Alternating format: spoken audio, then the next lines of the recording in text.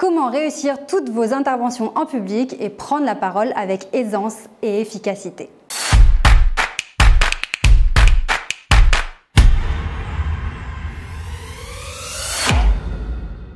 Je vais vous expliquer aujourd'hui des éléments essentiels qui vont vous permettre d'être à l'aise lors de votre prochaine prise de parole et évidemment d'être impactant et captivant. Alors la première des choses, c'est de réaliser que c'est normal. Si vous êtes stressé à l'idée de prendre la parole en public, c'est normal parce que dans notre pays, en tout cas en France, on n'est pas habitué à faire ce genre d'exercice et dans notre éducation, dans notre apprentissage, finalement, on est peu confronté à ce genre de situation.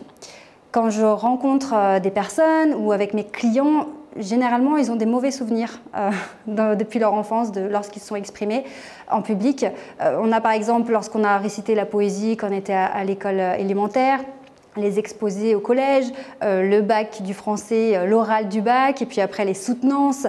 À chaque fois, c'est toujours teinté de stress, et vraiment, c'est un événement, enfin, qu'il soit traumatisant ou pas, c'est toujours un événement que de devoir prendre la parole, même si c'est seulement devant 2 personnes en jury ou même en entretien d'embauche, c'est toujours vécu comme voilà, c'est un challenge, c'est un défi, il va falloir se préparer, on croise les doigts pour que ça se passe bien. Alors que finalement, prendre la parole, ça peut devenir vraiment quelque chose de facile, naturel, quelque chose où on ne réfléchit plus en fait, on ne se dit plus, on n'anticipe plus le fait qu'on va devoir parler devant des personnes parce que c'est une compétence qui devient finalement intégrée, facile et naturelle. Donc si aujourd'hui vous êtes un petit peu stressé à l'idée de prendre la parole en public, rassurez-vous, vous n'êtes pas seul dans ce cas-là et on peut dire que c'est un petit peu normal parce que vous n'avez pas l'habitude. Alors comment faire si maintenant vous avez une présentation à préparer, que ce soit devant des collaborateurs, devant des clients, on dit bah voilà j'ai une présentation à faire, panique. La première des choses, pour être sûr de réussir votre présentation, le point de départ c'est de vous demander quel est l'objectif de cette présentation.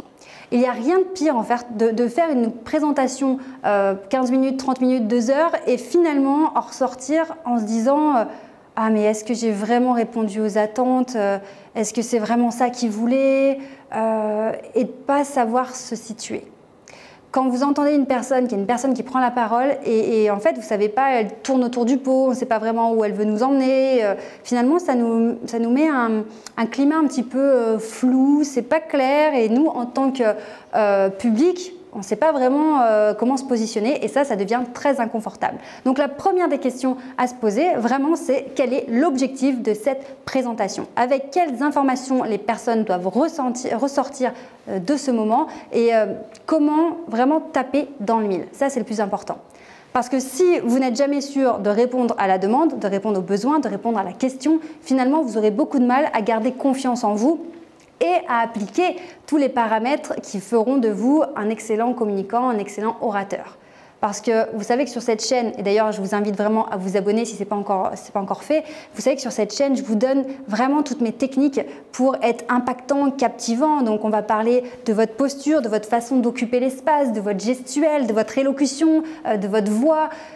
Toutes ces choses, en fait, pour pouvoir les mettre en place, il faut que vous ayez confiance en vous. Donc si au départ vous n'êtes pas sûr de répondre à la demande, finalement ça vous met sur un truc un peu bancal et tout le reste va être compliqué à appliquer. Si maintenant vous savez exactement ce qui est attendu de vous, vous savez que votre présentation, vos diapos répondent exactement à ce qui est attendu, voilà, déjà vous êtes en place, vous êtes stable, vous êtes solide et cette solidité va pouvoir se voir à travers votre langage non verbal et à travers votre façon de communiquer.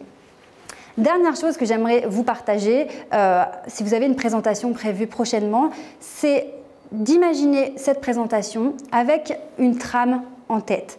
C'est-à-dire que vous devez, sans connaître mot à mot votre présentation, parce qu'on veut rester quand même sur quelque chose de naturel, vous devez avoir en tête le début et chaque chapitre, en tout cas chaque idée que vous allez vouloir aborder. Imaginez maintenant qu'on vous enlève votre présentation, que votre ordinateur ne marche plus, que vous n'ayez plus du tout vos diapos, vous n'avez plus rien, plus vos notes, vous avez perdu votre sac et vous arrivez, vous devez faire malgré tout cette présentation et voilà, vous êtes sans rien. Et bien vous devez avoir en tête malgré tout l'idée des différents points. Cette trame que vous allez avoir en tête, je vous dis ça parce qu'elle va déjà vous rassurer, vous pourrez vous situer dans votre présentation, vous saurez où vous en êtes.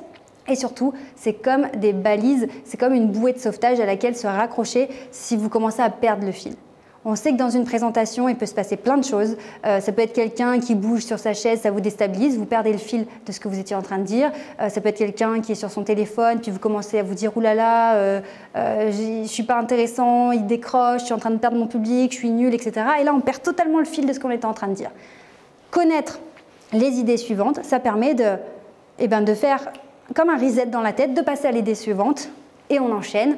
On ne s'arrête pas en catastrophe, on passe à la suite, on enchaîne. Quitte à revenir sur ce point plus tard, mais au moins on sait exactement comment faire pour se sortir de cette situation très inconfortable et qui pourrait vraiment faire dégénérer votre présentation en fiasco total et c'est vraiment pas ce que je vous souhaite. Donc voilà, vraiment, si vous avez une présentation prochainement, pensez à ça, pensez que être stressé ou vraiment être mal à l'aise avec ça, c'est normal, on est plein dans ce cas-là, c'est parce qu'on n'a juste pas l'habitude de le faire. La deuxième des choses, c'est quel est l'objectif de cette présentation, à quelles questions vous répondez. Et la troisième, gardez toujours votre trame en tête pour avoir le sentiment de maîtriser dans la globalité.